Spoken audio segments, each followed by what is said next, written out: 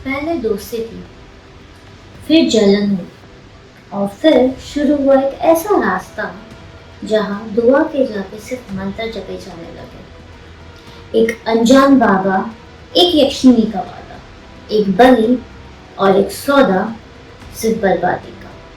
ये कहानी है उन दो दोस्तों की जो शुरू तो हुई थी अच्छे डोर पर, लेकिन खत्म हुई सिर्फ बर्बादी के डोर पर।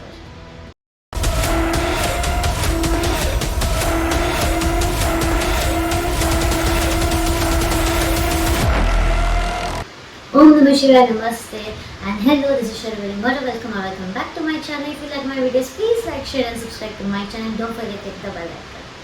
तो आज हम शुरू करने जा रहे एक नया जॉनर जो है ब्लैक मैजिक का। और ये कहानी उन दो दोस्तों की है जो शुरू तो हुई थी अच्छे डोर पर, लेकिन खत्म हुई सिर्फ बर्बादी के डोर पर। ये कहानी मेरे दोस्त ने मुझे सुनाई थी और हम इसका रियल नाम रिवील नहीं कर सकते, इसलिए हम कैरेक्टर्स का नाम रखेंगे राघव और सागर। महाराष्ट्र के एक छोटे से गांव में राघव और सागर दो दोस्त रहते थे।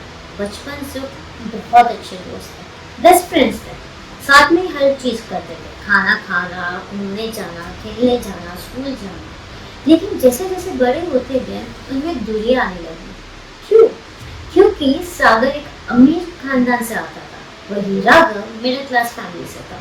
सागर के पास बना बनाया हुआ बिजनेस था और वो फैमिली बिजनेस में जुड़ गया।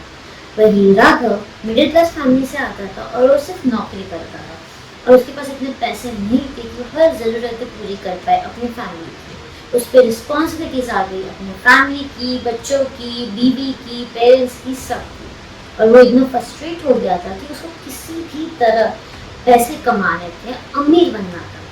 अच्छी बात है, मेहनत करना चाहिए, पैसे कमाने चाहिए, अमीर बनना चाहिए, लेकिन सही रास्ते। राघव को हमेशा ऐसा लगता था कि काश वो सागर जितना अमीर होता। इसीलिए उसे कुछ शॉर्टकट चाहिए था जिससे वो जल्दी से अमीर हो जाए और वो सागर को कंप्लीट करे। इसी चीज की वजह से उन दोनों में इतनी दूरियां आने लगी। जो दोस्त दिन में 2 से 3 बार मिलते थे, वो अभी महीने में 1 बार भी नहीं मिलता। तो राघव ने डिसाइड किया कि कुछ ना कुछ तो करना पड़ेगा। तो एक दिन राघव मंदिर गया और मंदिर जाके उसने ये प्रार्थना करी कि भगवान कुछ भी हो जाए, मुझे जल्द से जल्द अमीर बनाना और मुझे अपने घर वालों की ज़रूरतें पूरी करनी है, मुझे पैसा कमाना है, कोई शॉर्टकट दिखा दो। और जब राघव उस मंदिर से निकल रहा था, उसने एक अनजान बाबा को देखा। उसने इग्नोर किया और वो आगे चला।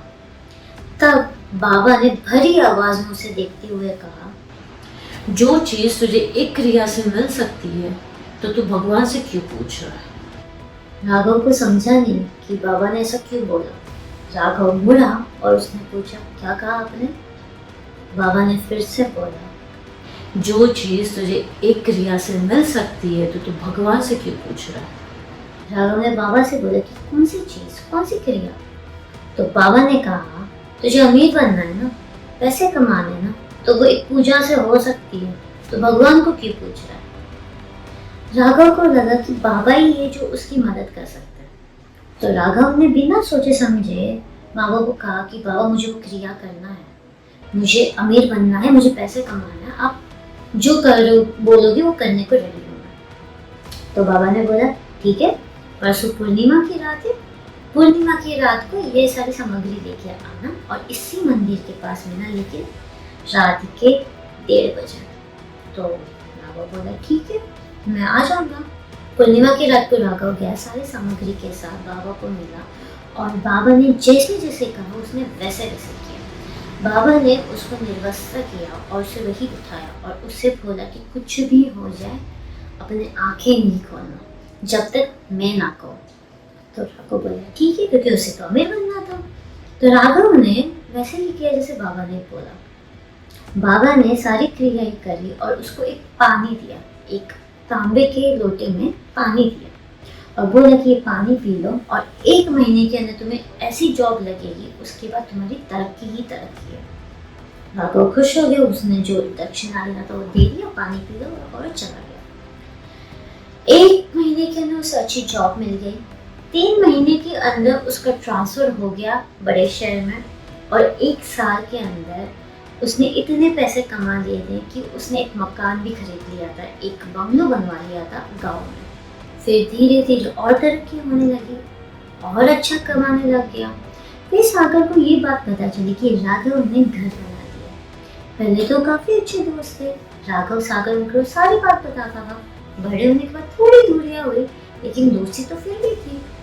लेकिन 2 से 3 साल, 3 से 4 साल हो गए, अभी राघव और सागर के बीच में कोई कांटेक्ट नहीं था। लेकिन सागर काफी खुश था राघव के लिए, लेकिन राघव के अंदर अलग ही बेचैनी थी, अलग ही डर था, अलग ही जलन था सागर को लेकर। जब राघव की ये सारी तरक्कियां हो रही थी, तब उसके अंदर एक अजीब सी फीलिंग थी, अजीब सा जलन था सागर के लिए।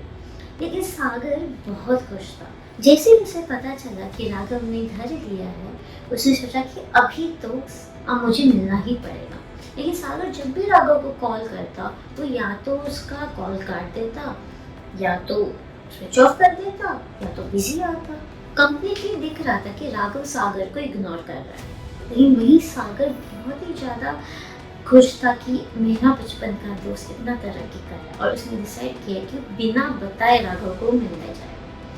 जिस दिन सागर राघव को मिलने आया, उस दिन राघव ने कुछ ऐसे हरकतें करे जिससे सागर भी शॉक हो। राघव ने बड़े गुस्से से सागर को कहा कि मुझे तेरी शक्ल नहीं देखनी, मुझे ना तुझसे बात करनी है, ना मुझे तेरे साथ रहना है, ना तू मेरा दोस्त है, तू सिर्फ मेरा दुश्मन है। ऐसी बात कौन करता है, वो भी अपने बचपन के दोस्त के साथ। सागर बहुत ज्यादा शॉक हो गया और वो वहां से निकल गया। कुछ महीने बीत गए और उसके बाद से राघव कुछ ऐसी हरकतें करना शुरू किया जिसका किसी को कोई अंदाजा नहीं था। रात को वो अपने आप से बातें करता, अब कभी हंसने लगता तो कभी रोने लगता। एक दिन जब उसकी बीवी आधे नींद में उठी, तो उसने देखा कि राघव एक कोने में अजीब ही तरह से देख के बातें कर रहा है। तो अलग अलग आवाज में बात कर रहे, खुद की और एक लड़की की। कभी कहता मैं तुम्हें छोड़ के नहीं जाऊंगी, तो कभी कहता मुझे माफ कर दो, कभी कहता कि मैंने सब कुछ तो दे दिया है तुम्हें, अब तो चलो मेरे साथ। कभी कहता अरे मेरी बीवी है। अजीब ही हरकतें कर रहा था। उसकी आंखें पूरी लाल थी, खुद को नोच के रखा हुआ था, पूरा कमजोर सा लग रहा था। उसकी बीवी इतनी डर गई थी, उसने जोर से चिल्लाया। राघव ने उसे गुस्से से एक लुक दिया और बेहोश हो गया। अगले दिन सुबह जब उसकी बीवी ने राघव के हाथ पैर देखे, तो सब नॉर्मल था, ना कोई निशान, ना कोई खून, सब सही था। उसे समझ नहीं, उसे लगा कि उसने कोई खुला सपना देखा। 2 दिन के बाद फिर से वही हरकत हुई, लेकिन इस बार राघव का आवाज थोड़ा दर्दनाक था, इतना कि उसकी बीवी इतनी डर गई और पूरी रात सो नहीं पाई, और वो बस राघव को एक रूम में लॉक करके भाग गई।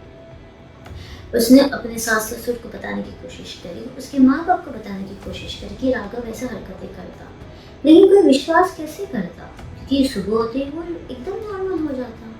लेकिन ना उसका वेट गिरता जा रहा था। सबको लगा कि स्ट्रेस होगा काम के वजह से, खाना ठीक से नहीं हो रहा इसलिए ये हुआ। लेकिन वही राघव की बीवी को शक हो गया था कुछ पे, क्योंकि रोज रात को अपने आप से बातें करता, उसकी आंखें लाल होती, खुद को नोच लेता, अजीब हरकतें करता, कभी टेढ़ा हो जाता। तो ये सारी चीजें देख के ना उसकी बीवी इतनी डर गई, उसने डिसाइड किया कि अपने घर के गुरुजी को बुलाइए और सारी चीजें पता करें। इसलिए उसने अपने गुरुजी को घर बुलाया। गुरुजी घर पहुंचे भी नहीं, घर के चौखट से ही उन्होंने कहा यहाँ पे कोई ऐसी शक्ति है जो मुझे अंदर आने देती है, मुझे 3-4 घंटे को अपने आश्रम जाके मैं ध्यान लगाऊंगा और पता करूंगा कि क्या हुआ है। गुरुजी अपने आश्रम गए और उन्हें ध्यान लगाया और उन्हें पता किया कि एग्जैक्टली हुआ क्या था, और ऐसी चीज सामने आई जिसका अंदाजा कोई नहीं लगा सकता था। गुरुजी ने राघव की बीवी को आश्रम बुलाया और उसे एक रक्षा सूत्र दिया और बोला कि ये अपने फैमिली मेंबर्स और खुद बांध लेना ताकि तुम्हारा पति तुम्हें कुछ ना कर सके। बीवी ने कहा ठीक है, लेकिन हुआ क्या? तो तब गुरुजी ने कहा कि तुम्हारा पति इतना ज़्यादा जेलस था, वो इतना ज़्यादा जलता था अपने दोस्त सागर से, वो बस पैसे कमाना चाहता था और अमीर बनना चाहता था, क्योंकि सागर तो अमीर था ही, लेकिन राघव मिडिल क्लास फैमिली से था, इसलिए वो एक दिन मंदिर गया और मंदिर से लौटते वक्त वो एक ऐसे बाबा से मिला जो एक तांत्रिक था, और उस बाबा ने तुम्हारे पति की बलि चढ़ा दी। बलि एक यक्षिणी को चढ़ाई। गुरुजी ने बताया कि बाबा और यक्षिणी के बीच में एक डील हुआ था। बाबा ने कहा कि मुझे अपनी शक्तियाँ बढ़ानी है, इसलिए मैं इसकी बलि तुम्हें देता हूँ, लेकिन तुम्हें पहले इसका काम करना पड़ेगा, उसके बाद तुम्हें जो करना है तुम इसके साथ कर सकते हो। मैं अपनी बलि तुम्हें दे रहा हूँ और उसके बाद तुम्हारी मर्जी, तुम्हें जो करना है नहीं करना है वो तुम्हारे ऊपर है। लेकिन एक बात है, एक बार तुमने इसे स्वीकार कर लिया, उसके बाद मेरा और तुम्हारा कोई कनेक्शन नहीं। बस इतना ध्यान रखना कि इसके आसपास कोई भी अच्छी शक्ति नहीं आनी चाहिए, वरना तुमसे ये दूर हो जाएगा। बचाना है, ले जाना है, जो करना है तुम्हारे हाथ। यक्षिणी ने हाँ बोला। यक्षिणी ने वैसा ही किया। पहले राघव को बहुत तरक्की दी, बहुत पैसे दिए, बहुत अमीर बनाया, और फिर जब उसको लगा कि अच्छी शक्ति इसको मुझसे छीन लेगी, यानी सागर इसे छीन लेगा, तो उसने अपना रंग दिखाना शुरू किया। इस सागर हमेशा पॉजिटिविटी से घिरा रहता था, उसके पास अच्छी से अच्छी शक्तियों का आशीर्वाद था। इसलिए उस यक्षिणी को लगा कि ये राघव को मुझसे दूर ले जाएगा। तब से उसने राघव को बर्बाद करना शुरू किया। और जब ये सब सुन के उसकी बीवी डर गई, रोने लगी, गिड़गिड़ाई। लेकिन गुरुजी ने एक ही चीज़ कहा, तुम्हारे पति के पास ज़्यादा दिन नहीं है, जो हो सकता है हम करेंगे, लेकिन कोशिश कर लो, तुम्हारा पति बच नहीं सकता। और ये सारी चीज़ सच में हुई। जब उसकी बीवी को पता चला और उसने कोशिश करी कि अपने पति को बचाए, बहुत सारे पूजा पाठ करवाए, लेकिन 3 महीने के अंदर राघव की मौत हो गई। वो इतना सुकुड़ गया था, वो खुद से चल नहीं पाता था, इतना ज़्यादा वीक हो गया था कि कोई कह नहीं सकता था कि 6 महीने पहले ये इंसान एक अमीर आदमी था और 6 महीने के बाद उसकी ये हालत हो गई है। राघव की मौत उसी जगह पे हुई है, उसी जगह पे जहाँ पे बाबा ने उसकी बलि दी थी, मंदिर के पास। उस दिन के बाद से कोई भी वहाँ पे जाता नहीं है, और कहते हैं कि राघव की आत्मा आज भी वहाँ पे भटकती है। जाहिर सी बात है, यक्षिणी उसको लेके चली गई। इन सब के बाद सब इतने ट्रॉमेटाइज हो गए थे कि राघव के घर वालों ने उस घर को बंद कर दिया और कहीं और शिफ्ट हो गया। राघव के बच्चे, पत्नी अभी भी अच्छे हालातों में नहीं रह रहे हैं, क्योंकि इसका असर उनकी फैमिली पे भी पड़ा। जब आप किसी एक इंसान पे क्रिया करते तो उसका असर फैमिली मेंबर्स पे भी पड़ता है। सागर शॉक तो हो गया था, लेकिन एक अच्छी बात थी कि राघव की फैमिली मेंबर्स ठीक थे। तो ये थी आज की कहानी, एक ऐसी कहानी, एक ऐसी दोस्ती की जो शुरू हुई थी एक अच्छे डोर पर, लेकिन ख़त्म हुई सिर्फ बर्बादी के डोर पर। अगर आपको ये कहानी पसंद आए तो please like, share and subscribe to my channel. Don't forget to hit the bell icon, और कमेंट में ज़रूर बताना कि अगर आपके पास ऐसी कोई कहानी है या फिर आपने सुनी हो या फिर एक्सपीरियंस की है। मिलते हैं अगले वीडियो में। ओम नमः शिवाय।